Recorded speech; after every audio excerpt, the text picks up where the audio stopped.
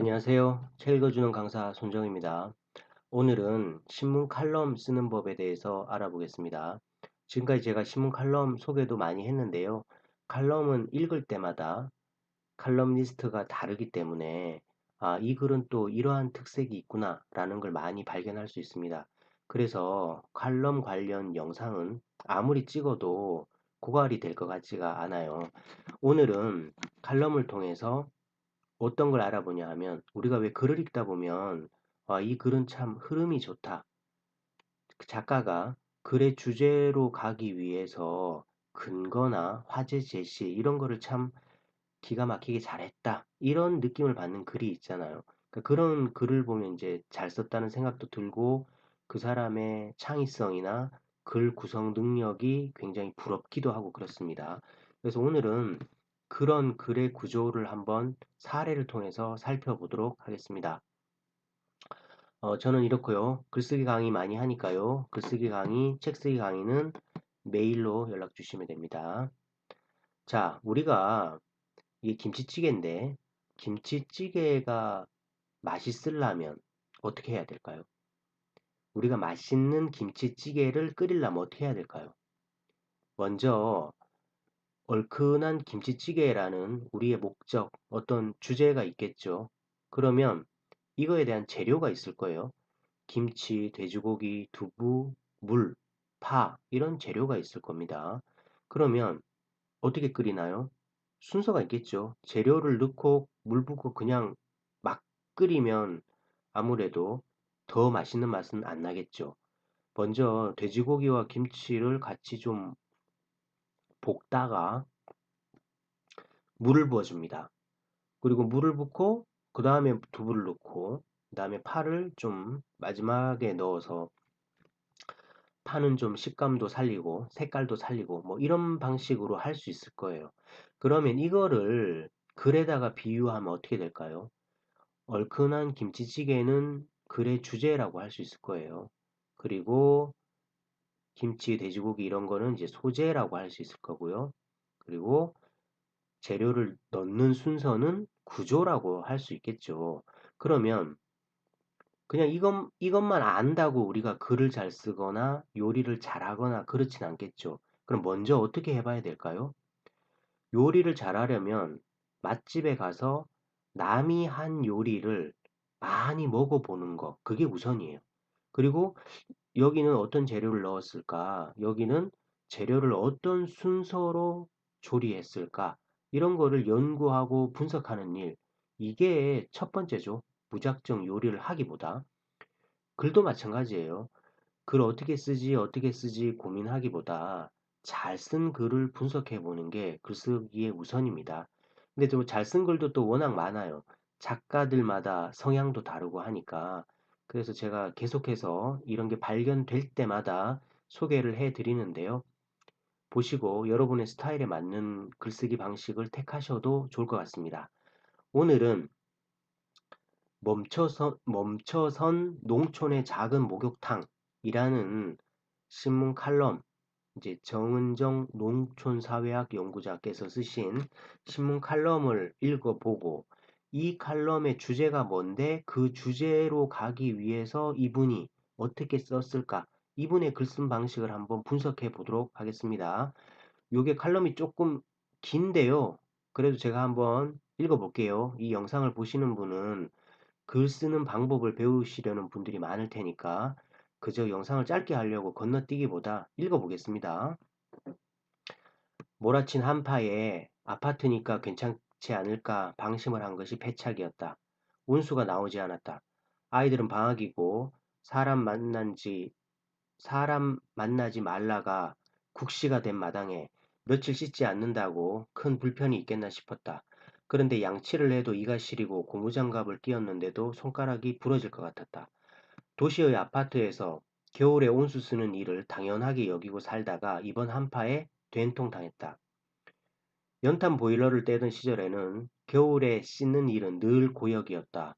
엄마가 아침마다 뜨거운 물 한 바가지를 세숫대야에 부어주면 고양이 세수를 했고 머리는 일주일에 한 번 감을까 말까였다.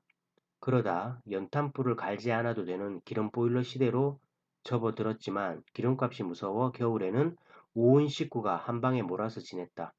온수는 아침에 잠깐 틀어 식구들 한꺼번에 씻고 나면 엄마는 매정하게 바로 보일러를 끄곤 했다. 이제 내겐 그때를 아십니까 정도의 추억담이지만 여전히 연탄과 기름 보일러의 시절을 살아야 하는 사람들이 있다. 코로나19로 방역 단계가 올라가도 대중 목욕탕 영업을 중지할 수 없는 이유가 여전히 온수가 나오지 않는 주거시설이 있기 때문이다. 여기에 야외에서 일을 하거나 취약계층 가운데 목욕탕 말고는 씻을 곳이 없는 사람이 있다는 설명을 듣고 이 와중에 사우나에 왜 들락거리냐 힐난했던 입도 쏙 들어가고 말았다. 식당 영업에 대한 논란도 많지만 식당에서 모든 끼니를 해결해야 하는 이들이 있다. 외식산업연구원의 조사에서 보면 방문 외식의 유형은 끼니를 위한 한식이 1위를 차지한다. 제일 많이 먹는 메뉴는 김치찌개와 된장찌개다. 주방 시설을 갖추고 있지 못하거나 조리 도구와 식재료를 제대로 갖출 수 없어 식사를 마련할 여건이 안 되는 이들도 많다. 길 위에서 일을 하는 사람들에게는 포장 배달을 해서 먹을 장소가 없다. 그래서 누군가에게 식당 밥은 생존이다. 사는 만큼만 생각하고 살았던 탓에 목욕탕도 식당도 누군가에겐 꼭 필요한 시설이라는 것을 미처 몰랐다. 농촌은 여전히 기름 보일러 시대다. 기름을 떼서 목욕을 하는 것은 매우 어려운 일이다. 겨울이면 몇 드럼씩 들어가는 기름값도 무섭지만 노후주택은 단열이 제대로 되어 있지 않아 고령의 농촌 주민들은 겨울에 씻는 것 자체가 큰일이다. 읍면 단위에 있었던 대중 목욕탕은 사라졌고 시군 단위까지는 나가야 목욕탕이 있다. 그래서 요 몇 년 농촌의 작은 목욕탕 사업이 인기였다. 국비와 지자체가 재정을 부담해 작은 규모의 공중 목욕탕을 짓고 주민들은 저렴한 비용으로 이용하는 복지 사업이다. 워낙 호응이 좋아 작은 목욕탕 사업은 농어촌 지자체장들이 공약으로 내세우기도 했다. 참고로 작은 목욕탕은 남탕과 여탕이 따로 없다. 요일별로 어느 날은 남자만, 어느 날은 여자만 이용하고 젊은이들은 동네 어르신들을 만나면 등을 밀어드리느라 조금 힘들었다는 푸념도 있긴 하다. 농촌경제연구원의 보고서에서 보면 농촌 주민들이 꼽은 만족도가 높은 공용시설은 마을 목욕탕과 마을회관이다. 농촌의 마을회관은 겨울에는 따뜻하고 여름엔 시원한 데다 공동 식사를 하고 여가를 보낼 수 있기 때문에 농촌에서 가장 중요한 기간시설이다. 어떤 마을은 겨울에 노인들이 마을회관에 모여 함께 공동 생활을 하기도 한다. 긴 겨울 노인들이 전기장판에 의지해 춥게 지내다 병을 얻고 큰 눈이 내려 고립되면 안전사고가 우려되기 때문이다. 농촌에서 이토록 귀한 작은 목욕탕과 마을회관이 코로나19로 멈춘 지 1년이 되어간다. 따뜻한 식사와 난방, 그리고 목욕. 이는 인간의 존엄을 지키는 가장 기본적인 요소다. 이를 인권 혹은 기본권이라 부른다. 이 기본이 멈췄다면 이보다 더 시급한 일이 어디 있겠는가. 방역으로 정신이 없어도 꼭 살펴봐야 할 일이다. 자, 여기까지인데요. 자, 이 글의 제목은 멈춰선 농촌의 작은 목욕탕이었습니다. 그러니까 농촌의 목욕탕이 중심 소재라는 얘기죠. 자, 이걸 어떻게 썼을까요? 이걸 이제 분해해보는 일이 중요하죠. 자, 제법 긴 글이에요. 긴 글인데 내용이 괜찮지 않아요? 좀, 그죠? 좀 쉽고, 그리고 이제 자기의 연탄 보일러 시절 뭐 이런 것들도 좀 들어갔고 해서 잘 읽히고 공감도 가고 좀 괜찮은 글이라는 생각이 듭니다. 왜 괜찮냐? 이 글을 읽고 공감이 되기 때문이에요. 그러니까 우리도 이 코로나에 왜 목욕탕 가냐 이렇게 욕을 하기도 했지만 이 글을 또 읽고 나니까 아 그러네. 이 겨울에 목욕탕 말고는 씻을 데가 없는 그런 사람들이 아직 있단 말이야. 아 그렇구나. 그러면은 방역을 어떻게 잘 하든지 아니면 사람을 뭐 1시간당 몇 명씩만 입장시키더라도 목욕탕은 어떻게 하든 좀 열어야 되는 거 아닌가? 이렇게 살짝 우리가 지금 설득당하고 있지 않나요? 그러니까 그렇다면 이 글이 좋은 글이죠. 왜? 작가가 독자를 설득했기 때문에. 그러니까 이 글이 괜찮습니다. 그러니까 괜찮은 글이니까 한번 분해를 해볼 텐데요. 일단은 이 글은 이렇게 6개의 단락으로 구성이 되어 있습니다. 그러면 먼저 이 글의 주제는 이거였죠. 농촌 목욕탕은 기본권이다. 그래서 코로나 방역을 하는 것도 중요하지만 방역을 하는 것과 함께 그걸 어떻게 운영할 방법도 한번 찾아봐야 된다. 이 주장을 지금 하고 있습니다, 작가는. 근데 이 주장을 하기 위해서 어떤 소재 또는 뭐 메시지라도 할 수 있겠습니다. 어떤 메시지, 어떤 소재를 동원했나요? 일단은 마지막 단락에 이게 왔죠. 주제 제시. 운영할 방법을 찾아야 한다. 이게 왔고요. 또 요런 내용도 한 단락에 있습니다. 농촌에서 목욕탕이 반드시 필요한 이유. 이것도 지금 있습니다. 그리고 식당 영업이 꼭 필요한 이유에 대해서도 있어요.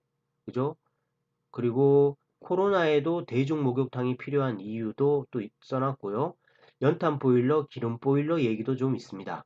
그리고 한파로 자기 아파트에서 온수가 안 나왔다는 얘기도 있어요. 이렇게 단락별로 소재를 넣어서 6단락을 구성하고 있는데 이거를 구조, 아까 김치를 먼저 넣냐, 파를 먼저 넣냐, 그게 이제 요리의 순서라 그랬잖아요. 마찬가지로 이 주제를 전하기 위해서 이러한 소재들을 뽑아놨습니다. 뽑아놓고 어떻게 배치했나요? 이 글을 보면 이 글은 구조가 이래요. 마지막에 이렇게 주제를 제시를 했습니다. 그리고 이 주제 앞에다가 뭘 넣어놨나요? 구, 구체적인 근거를 넣어놨어요. 그러니까 마지막에는 농촌 목욕탕이 운영되어야 된다. 운영할 방법을 찾아야 된다. 그 주장을 펼치고 이 주장에 대한 근거를 바로 앞단락에 해놨어요. 왜? 농촌에서는 기름값도 비싸고 그래서 또 뭐 노인들이 또 공동으로 생활을 하기도 하고 뭐 이러저러한 이유로 마을회관과 더불어 목욕탕은 아주 중요한 곳이다. 이런 얘기를 5단락에서 하고 있습니다. 그런데 어떻게 보면 사실 요 2단락만 있어도 글은 됩니다. 이분이 전하고 싶은 메시지를 충분히 전해요. 그죠? 농촌에서는 목욕탕이 마을회관과 함께 필요하고 목욕탕이 없으면 씻을 수 없는 사람들이 있다. 그러니까 마지막에 이렇게 코로나로 힘들지만 농촌 목욕탕을 어떻게 하든지 열 수 있는 방법도 한번 생각해 봐야 된다. 이렇게 주장과 근거만으로도 글은 됩니다.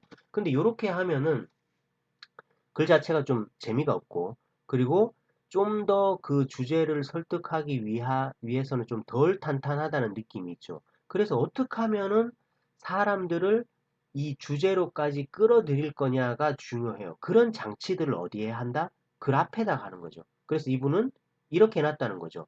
1단락을 그냥 뜬금없이 한파로 자기 아파트에서 온수가 안 나와서 못 씻어서 불편했던 거를 놔요.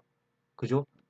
그러니까 이것만 나서는 이분이 무슨 얘기를 하려는지 모르죠. 하지만 다 읽고 보니까 나는 아파트에서 당연히 온수가 나와야 되는데 그거 며칠 안 나온다고도 하루 정도겠죠. 하루 안 나온다고도 이렇게 불편한데 완전히 식당에 의존하는 사람, 완전히 목욕탕에 의존하는 사람이 지금 1년 동안 목욕탕이 멈춰 있다면 그들은 얼마나 불편하겠는가. 이거에 대한 근거가 아주 충분한 근거가 되죠. 글을 다 읽고 나니까 그죠? 그래서 이분은 1단락에 자신의 경험으로 시작을 했고 결국은 이 1단락의 경험이 마지막 6단락의 주제를 뒷받침해주는 역할도 한다. 그죠? 그리고 나서 2단락은 어디로 갔습니까? 이제 옛날 얘기로 돌아갔죠. 그러니까 지금은 가스 보일러이지만 옛날에는 이랬다. 옛날에는 연탄, 기름 이렇게 옛날로 갔다가 어떡합니까? 다시 현재로 왔죠. 옛날에는 연탄 보일러와 기름 보일러 이렇게 있었는데 그런데 이게 옛날 얘기만은 아니다. 아직도 이런 분들이 있다. 우리 사회에는 그 얘기를 합니다. 3단락에서. 그죠? 그리고 이제 여기까지만 하고 사실 4단락 없이 그냥 5단락으로 넘어가고 6단락으로 가도 되는데 이분은 이 글에 좀 더 근거 확보, 구체성을 위해 가지고 식당을 넣어놨어요. 그러니까 목욕탕과 더불어 식당에서도 생존권을 느끼는 사람이 있다는 거죠. 목욕탕은 씻어야 될 권리, 식당은 하루 세 끼를, 그러니까 주방 시설이나 이런 게 잘 없고 뭐 길에서 일하거나 이런 사람들은 끼니를 식당에서 해결할 수밖에 없다. 그러니까 식당 얘기를 하면서 목욕탕도 어느 누군가에게는 필수 조건이다라는 걸 더 뒷받침해 주는 거죠. 그러기 위해서 이제 식당을 4달락에 이분은 이제 넣은 거죠. 그죠? 그래서 하고 보니까 1, 2, 3, 4단락이 전부 다 화재 제시다. 그러니까 본인이 농촌 목욕탕 얘기를 5단락, 6단락에서 하기 위해서 사전 작업을 무려 4단락에 걸쳐서 해놓은 거예요. 그리고 나서 이제 5단락에 가서 농촌 목욕탕이 필요한 이유를 얘기를 하니까 우리가 설득이 더 잘 되잖아요. 그리고 나서 이렇게 충분히 설득시켜 놓은 다음에 마지막에 주장으로서 코로나로 힘들지만 만약에 그냥 목욕탕 재개해야 된다 이래 버리면 아무도 이제 호응을 안 하니까 이제 앞에서 충분히 근거를 제시한 다음에 누군가에게는 생존권이고 기본권이니까 농촌 목욕탕을 방역과 함께 재개할 방법을 찾아봐야 된다. 라고 이 글은 이렇게 했어요. 그래서 이 글을 읽어보니까 우리가 좋은 글이다라고 느낄 수 있었던 이유는 바로 이거예요. 일단 주제가 되게 공감이 가요. 그죠? 그리고 근거가 되게 구체적이에요. 그렇죠. 연탄 보일러 얘기도 하고, 식당 얘기도 하고, 자기 집 물 얼었던 얘기도 하고 이러면서, 그리고 앞쪽에 이것들을 앞쪽에 배치해서 주제로 가기 위한 장치가 아주 좋다. 그래서 이제 뭐든지 우리는 막 좀 급한 면이 있는데 뭐든지 너무 급하면 안 되는 것 같아요. 마지막에 이렇게 나의 핵심 주장을 하기 위해서 1, 2, 3, 4단락에 걸쳐서 이렇게 화제 제시, 주제로 들어가기 위한 장치를 배치한 거. 이게 이 글은 아주 좋은 점이라고 할 수 있겠습니다. 그래서 앞으로 칼럼 하나 쓰실 때 이렇게 하시면 좋을 것 같아요. 첫째는 어떠한 현상에 대해서 나의 주장을 정립한다. 그리고 이 주장을 위해서 근거를 수집해 놓는다. 그리고 이 근거와 주장만으로도 글은 된다. 그런데 이것들로 진입하기 위해서 사람을 끌어들이기 위해서 나는 어떤 화제, 어떤 나의 경험, 어떤 과거의 사건 또는 책에서 읽었던 거 이런 거에서 끌어와도 좋겠죠. 어떤 걸로 앞쪽에 화제 제시로 배치할까? 요렇게 고민해 주시고 소재를 뽑은 다음에 흐름으로 배치를 한다면 좋은 칼럼 한 편 쓰실 수 있을 것 같습니다. 자, 오늘 책 읽어주는 강사는 여기까지 했고요. 뭐 글쓰기 강의나 뭐 이런 것들 필요하시면 이렇게 메일로 연락 주시면 되겠습니다. 고맙습니다.